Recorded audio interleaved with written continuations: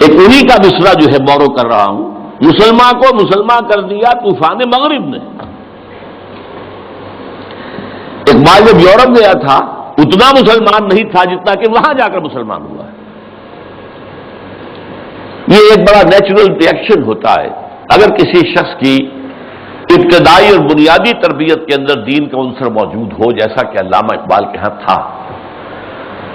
ان کی والدہ ایک بہت نیک سیرت مسلمان خاتون، ان کے والد ایک صوفی منش بزرگ، پھر ان کے استاد علامہ میر حسن، یہ ان کی شخصیت کے جو ابتدائی جو کردار سازی کا دور ہوتا ہے اس کے اندر اہم ترین جو ہے عوامل تھے۔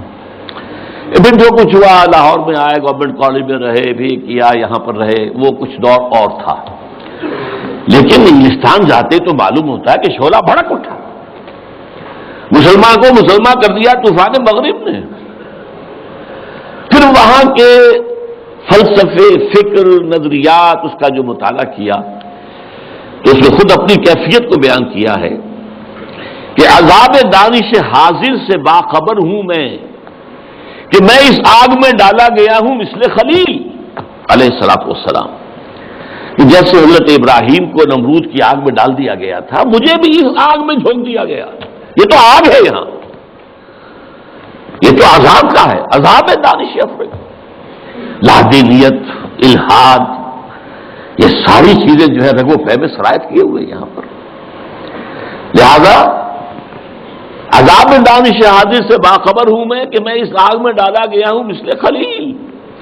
اللہ نے حضرت ابراہیم کو بھی وہاں سے زندہ و سلامت نکال لیا تھا۔ علامہ اقبال بھی وہاں سے جب آئے ہیں تو ایک مومن کا ذہن اور فکر لے کر آئے ہیں، مومن کا دل لے کر آئے ہیں۔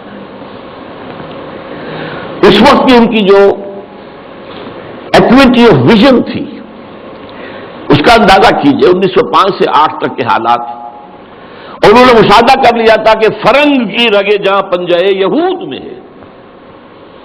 تو ابھی بہت لوگ جاتے آتے تھے، انگلستان جاتے تھے، کسی نے دیکھا کہ دیکھنے والوں ہی کو دکھائی دیتا ہے، صاحب بصیرت لوگوں ہی کو۔ تو علامہ اقبال بہت بڑے سیر تھے، دیکھنے والے تھے، ایک تو حال کا مشاہدہ گہرا اور ایک مستقبل کے بارے میں بھی، اور ان کی نگاہیں بہت تیز تھی۔ گاہ میری نگاہ تیز چیر گئی دل وجود۔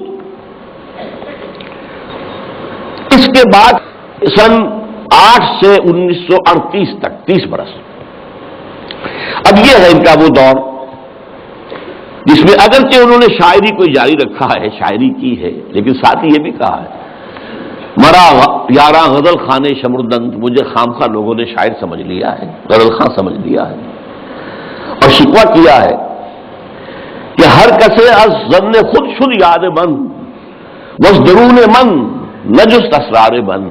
میرے بہت سے دوست بنے ہوئے ہیں، عقیدت مند ہیں، آتے ہیں، سب کچھ ہے، لیکن کوئی میرے اندر جھانک کر نہیں دیکھتا کہ اس کے اندر ہے کیا، وہ کیا چیز ہے جو مجھے بے چین کیے ہوئے ہے، اس سے کسی کو دلچسپی ہی نہیں ہے۔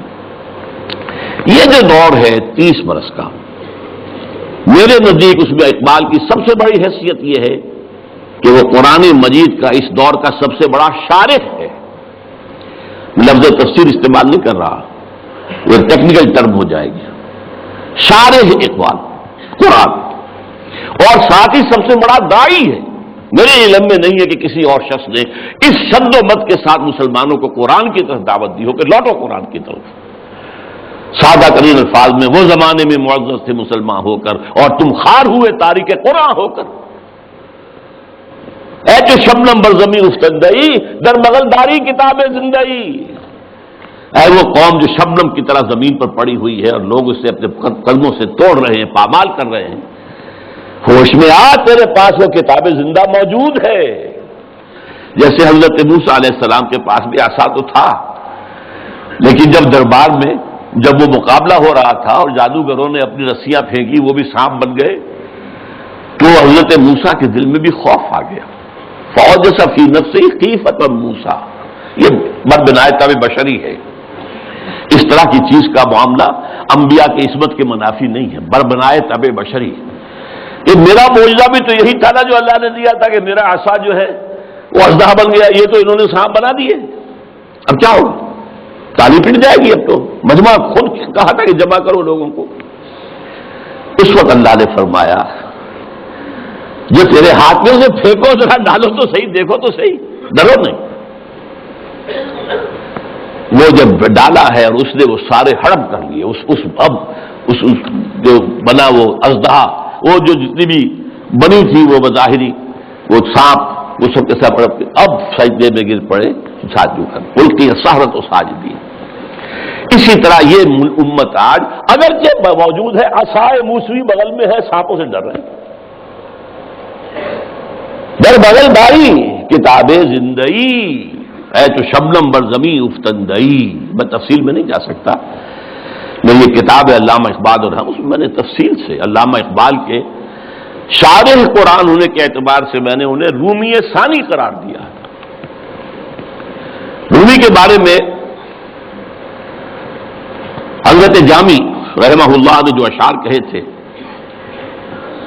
مثنوی مولوی معنوی ہست قرآن در زبان پہلوی. یہ جو مولوی معنی, مولوی روم, ان کی جو مثنوی ہے یہ فارسی زبان میں, پہلوی زبان میں قرآن ہی ہے, قرآن ہی کے مفاہیم ہیں, قرآن ہی کے مقاصد ہیں, قرآن ہی کا فکر ہے, قرآن ہی کا فلسفہ ہے جو بیان کیا گیا. منچگویم وصفیاں عالی جناب نیست پیغمبر ولیکن دارت کتاب. میں کیا کچھ وصف بیان کروں مولانا روم کا, وہ پیغمبر تو نہیں تھے لیکن کتاب ان کے پاس تھی. کتاب جو ہے مثنوی مولوی مان. بالکل یہی بات جامی ہی کے طرح کے بہت بڑے شاعر تھے, جالندھر کے گرامی, اور انہوں نے یہ بات کہی تھی, گردیدہ مانی نگراں حضرت اقبال, پیغمبر یہ کر دو پیغمبر نہ تو ناشد.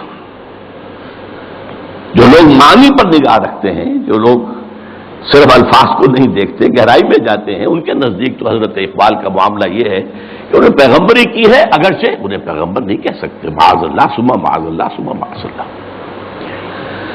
بہرحال یہ میرے نزدیک 1908 کے بعد سے لے کر ملت کے احیاء کا نعرہ, ملت کے احیاء کی نوید جاں فضا, اسلام کی نشت ثانیہ کے دور کے آغاز کی بشارتیں بھی سنائیں, اور اس کے لیے ایک فکری مواد پیدا کیا, مغربی فکر پر تنقید کی, زوردار تنقید کی, ان کی سیاست پر تنقید کی. انسانی حاکمیت کہاں سے لے آئے ہو؟ سرگری زیبا فقط اس ذات بے ہنتا کو ہے, حکمراں ہے ایک وہی باقی بتانے آخری. حاکمیت تو صرف اللہ کو ہے, کسی کو یہ حق حاصل نہیں. اللہ کی حاکمیت, انسانی حاکمیت چاہے فرد واحد کی ہو, فرعون ہو, نمرود ہو, تو جتنی بڑی نجاست کا ایک بہت بڑا, یوں سمجھیے کہ بہت بڑی گانٹھ جو ہے کسی کے سر پر رکھ دی گئی ہے, ٹنوں, وہ اگر ایک ایک ماشا کر کے سب میں بانٹ دی جائے گی تب بھی تو نجاست ہی رہے گی. انسانی حاکمیت کا تصور جو ہے وہ نجاست ہے, وہ کفر ہے, وہ شرک ہے. توحید کیا ہے؟ اللہ کی حاکمیت. معیشت پر جو ان کا نظام ہے, جس طریقے سے انہوں نے مغربی معیشت کے تار و پود بکھیرے ہیں, جس طریقے سے کہ جو یہ بینکنگ سسٹم پر انہوں نے کہا ہے, ای ملوک ای فکر چالاک یہود, یہ بینک کیا ہیں؟ یہ یہودیوں کے دھوکہ دینے والی فکر کا نتیجہ ہے. نور حق السینہ آدم